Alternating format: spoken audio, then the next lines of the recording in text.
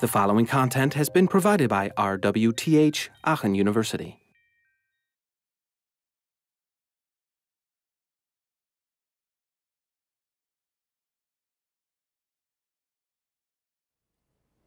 One model that is also supported with design thinking, the process, and that is also, you'll find this in a lot of literature about running interviews and understanding your users, is called personas.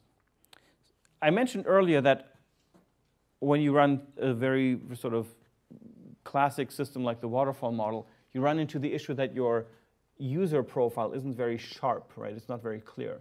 We've seen a couple ways, interviews, observations now, that help you to get a better understanding of your users. And one way to write all this down and to turn it into something that you can actually use in your design process is a persona. A persona is basically like a description of an actual person, very detailed, very concrete, but that person isn't real.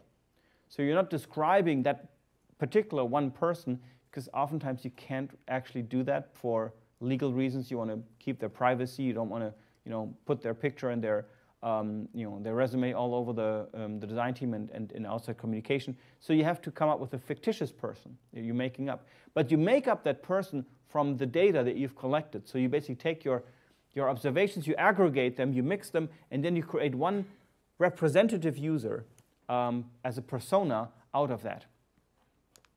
So a persona is a precise description as a stand-in for a real user, and it helps you to guide your design decisions. It's fictitious, you make it up, but based on knowledge of real users from your observations.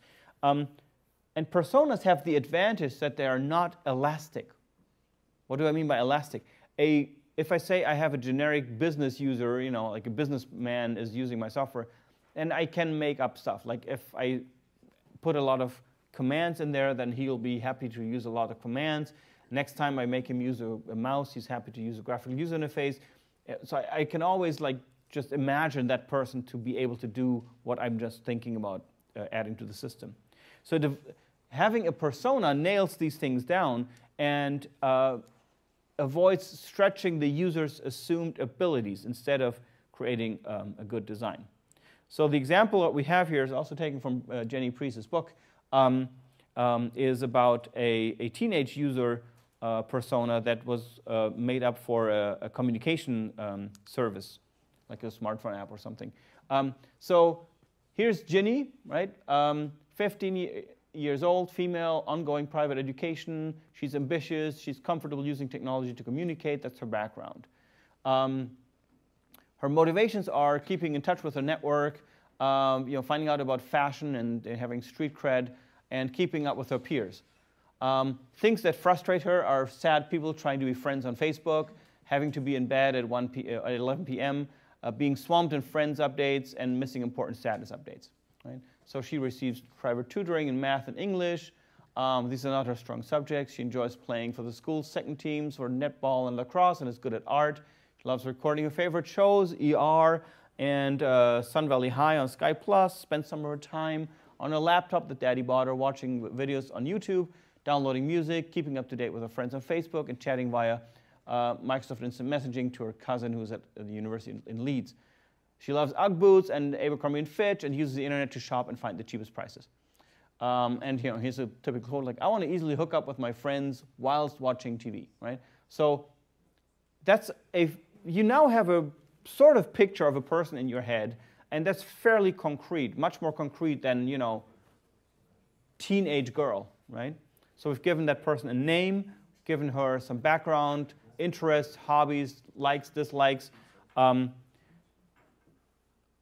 So you bring these people to life with a name, personal background, etc. Some people actually go as far as creating card-sized, person-sized or life-sized cardboard printout and put them in the design room with the design team so that that persona, that user representative is always there, and you can always sort of ask yourself, okay, what would Jeannie like?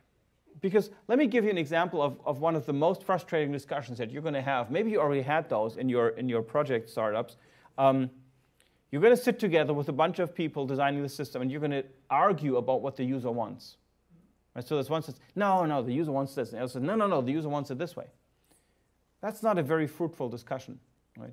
One way to fix that is to have a persona and say, well, we have to think about what Jeannie would prefer. And then you at least have some character traits and background that help you to make that decision a little more believable and back it up on some data.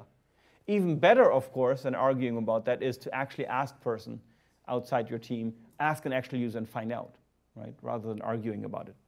So whenever you find yourself in a design meeting where people say, no, no, the user wants this, it's a moment to say, what about some data? You know, what about making that discussion a little more grounded? OK, so those were all techniques to do user discovery, right, to empathize with the user and to define the initial problem. We're going to now move on to the phase of ideation, you know, developing, designing things. So in the DIA cycle speak, that would be the design process. And we'll talk about brainstorming. You guys have already covered brainstorming, so I can go over this quickly. You've already done some in your lab sessions. The goal, of course, is collect as many ideas on a given topic as possible. Relax, have fun, invite people who are good at brainstorming. You know, if you know somebody there, hold on to these people. You don't criticize, you don't argue, you defer your judgment. Instead, if somebody has an idea, you leapfrog on each other's ideas. So you continue developing your ideas on top of each other's. You go for quantity, not quality. You can include crazy ideas, that's totally fine. You go for a certain number, let's say like 100 ideas in 10 minutes or so. A scribe should collect the ideas, ideally visible for everybody, and it should take maybe 5 to 10 minutes. It's a high energy thing that you do that pushes your limits and moves you out of generic thinking.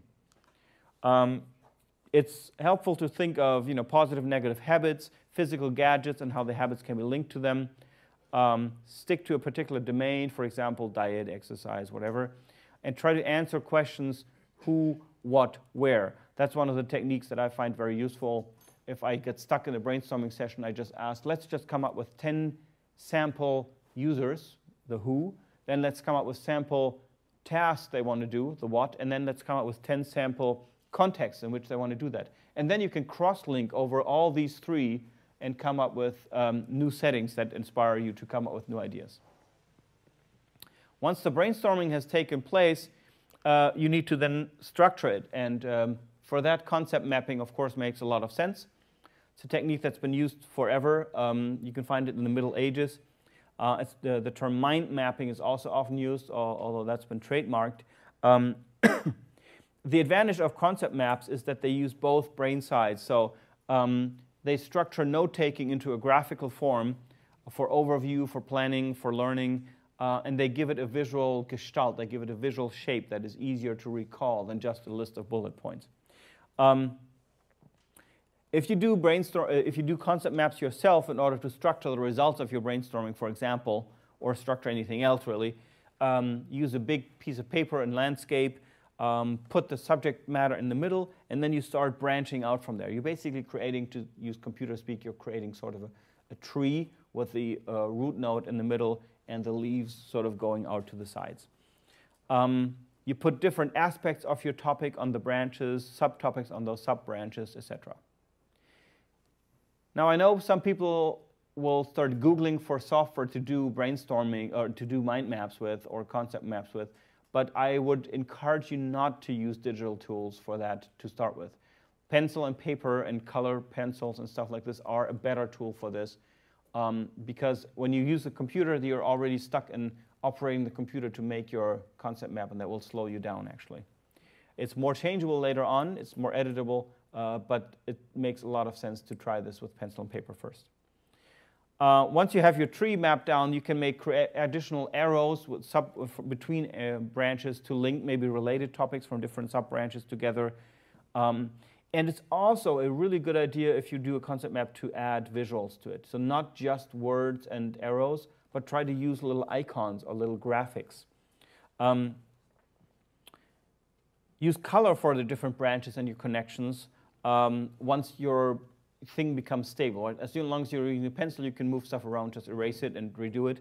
And once you know that you have different areas mapped out, you can use color to distinguish them. Concept maps can grow over time and sort of develop as you move ahead with the project, or maybe you just freeze a certain setting with them. And sometimes you can combine individual maps into a larger one to build a bigger one. This example, I think, is a good one. It was taken from a class many years ago that was on interactive large public displays. That was the topic of an assignment. And here's an example of the ideas that this group developed that one of the people in the group put into a picture.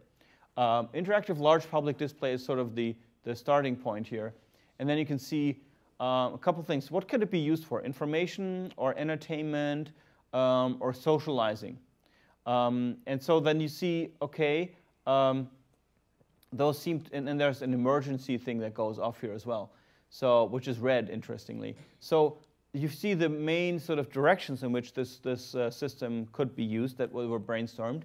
And the author also added some pictures, right? Information with like this light bulb, entertainment with a little smiley, and then we have the socializing with people touching each other's hands. So that's a way of visualizing these things. Is that a hand? I'm not sure. Maybe. So that's a way of giving these things some kind of iconic representation. And then from there on, you can see that, for example, the part of information is further branching off into navigation, news, event scheduling, Blackboard advertisement, message boards, tourist information, and so on. So there's sub-branches then, and they spin out further. And then here, for example, it goes into weather forecasting down here, and there's a little weather logo up here used for that. Or mapping is done with a little map and stuff like that. So you can see that using icons in here and using some visuals, and these are not complicated visuals, right? We can probably get to draw most of these ourselves if we had some time, really help you to make this thing stand out. And this map, you see this in a couple months, you will recall very quickly what it was about. And if you've actually studied it all, you will be able to quickly recall which areas it covers and what's covered where, because it has visual shape that is easy to remember. Basically, concept maps are a trick where you use an extra potential of your brain, which is spatial memory. Stuff was in the upper right corner, right, to help you remember a subject matter. If you ever sat in a test and there was a question in the test and you said, I don't know the answer, but I know it's on the top right corner of this page in the book, and that's where it would be if I could just see the page. So that's your spatial memory kicking in, and you're using that here to help you better recall things. Now, brainstorming and concept mapping as to shape the results of a brainstorm are a great tool, and you've done some of that in the lab already.